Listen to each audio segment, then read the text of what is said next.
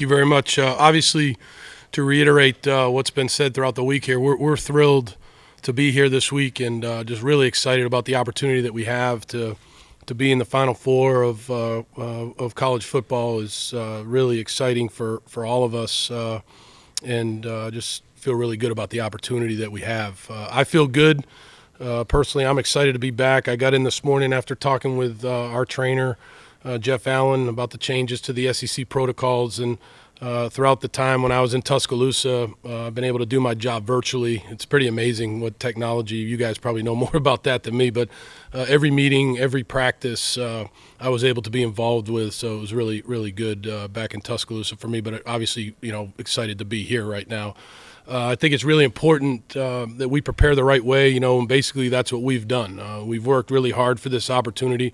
Really proud of these guys and the way they've practiced, this coaching staff that I'm associated with. Just really proud of everybody's efforts and where we are to be able to get to this point. This is an outstanding Cincinnati football team, and relative to our offense versus their defense, an outstanding defense. I mean, this is a defense that basically is number 7 in the country in total defense, number 1 in pass efficiency, have really good against the pass, and they do a great job in scoring defense. They're number 4 in the country in scoring defense. So we've got a tall order in front of us. We need to play our best football game of the year offensively in order to have a chance in this game. And so we're excited about the opportunity. We want to keep preparing here, keep working hard, but we know that Friday's going to be a great football game, and we're going to be ready for it. So with that, I'll open it up to questions. Thank you, Coach O'Brien. Again, if you have questions, use the raise hand function to indicate you would like to ask a question. We'll first go to Aaron Suttles.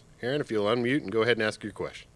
Hey, Bill. Aaron Suttles from The Athletic. I remember during the fall camp, we spoke to you about the trust level between you and your quarterbacks and how that's a two-way street. I wonder if you could speak a little bit about your and Bryce's relationship. Obviously, it produced some fantastic results with him winning the Heisman Trophy this year.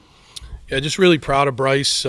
He's a very special young man. I think you guys know that, in your interactions with him all year. And for me, relationships with quarterbacks are really obviously a big part of being in the position that I've been in, whether it's at Alabama or the other places I've been. I mean, there has to be a trust. And from day one, when Bryce walked in the office, when I got to Alabama, he had a really good knowledge of the offense, which is a testament to last year's coaching staff and also the Mac Jones and his ability to mentor Bryce, last year. So Bryce had a good understanding, and we started talking about the offense, and it was a good relationship right from the start, and it developed a bond and a trust right from the start. And when you're dealing with a quarterback of the talent level, but also the intelligence of Bryce, that trust is easy, and he's able to be involved in the game plans, and it's just been a really a great experience for me, one of the best experiences of my career.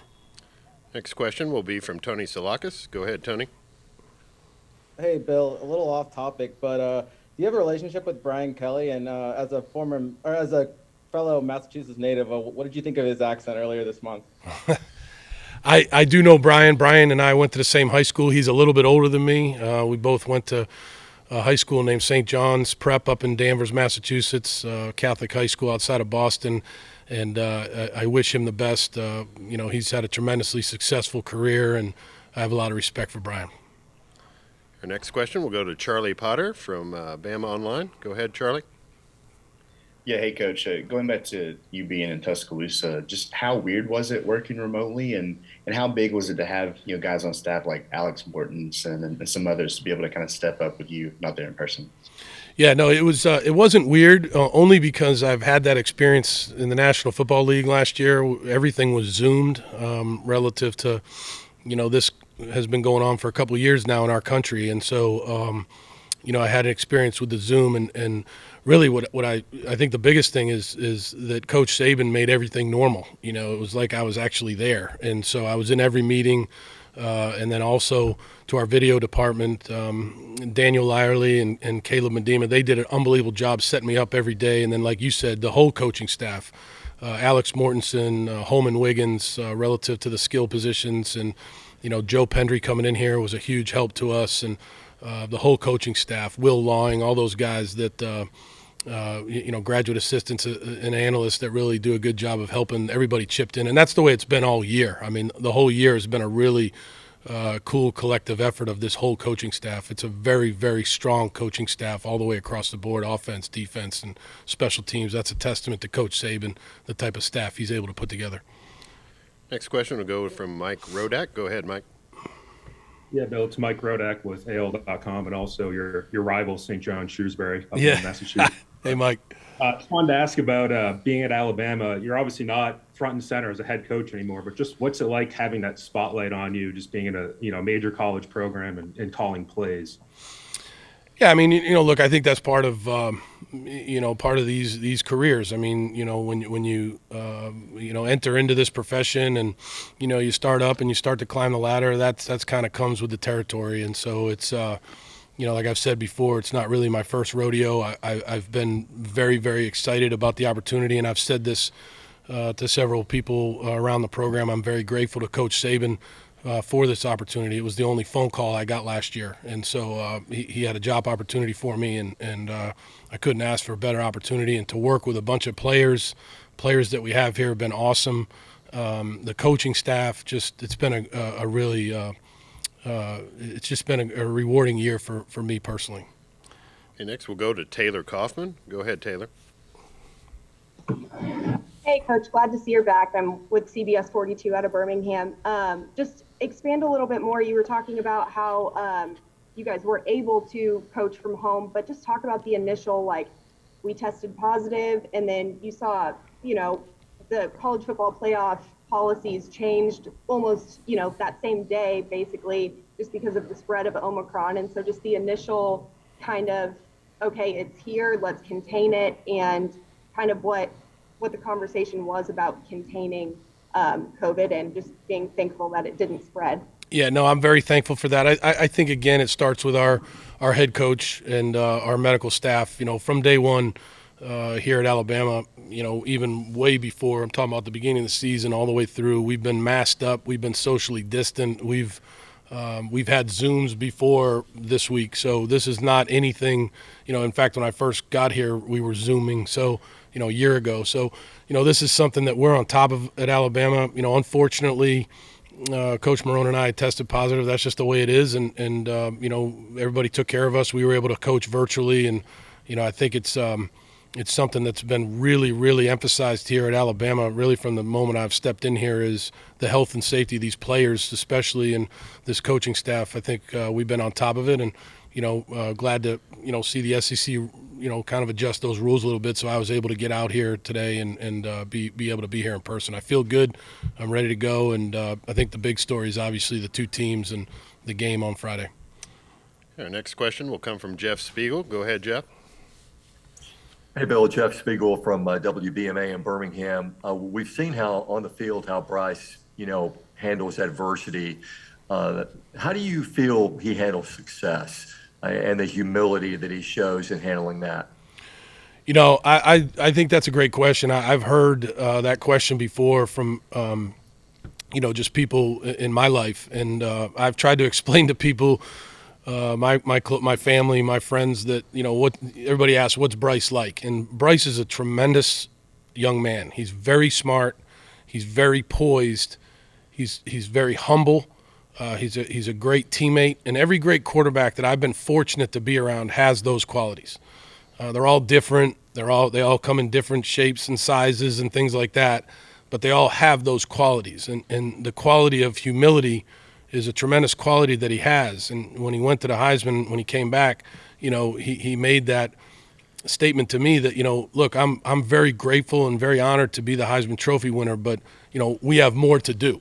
There's more out there for me to do. He's a young man that really gets it, and he's practiced really well the last couple of weeks, for a very, very challenging game on Friday against a very good defense, like I said in the beginning. But can't emphasize enough the special qualities that Bryce has. Next, we'll go to Ralph Russo of the Associated Press. Go ahead, Ralph. Hey, Bill, good to see you. I'm glad you're feeling well. Hey, Ralph. So a couple of things related. One, what was it like to work with your buddy Doug this year? I know you guys go a long way back. And the other part of it is, I guess the obvious question is, you've worked for the Patriots and Belichick and Saban in Alabama now, and what similarities, differences, where do you see maybe some overlap in the two programs?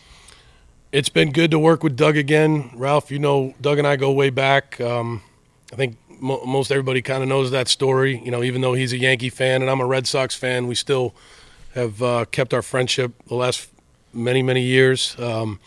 So it's been good. He's a great football coach and an even better friend, and it's been good to work with him, just like I said, the rest of the staff.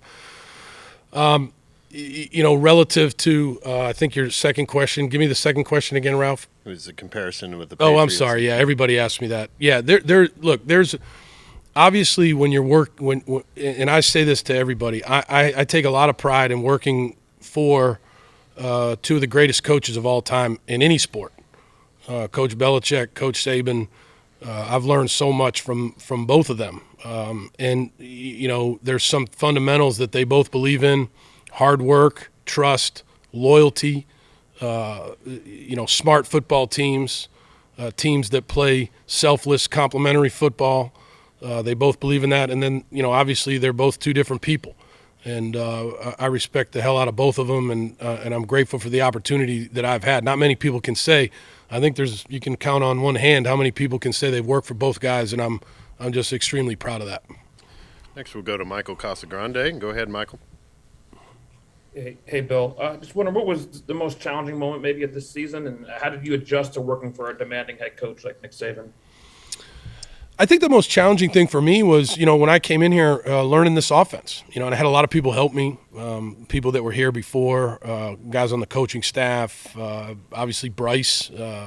I've said before, Mac Jones, when he was working out for the draft, helped me a little bit, which was great.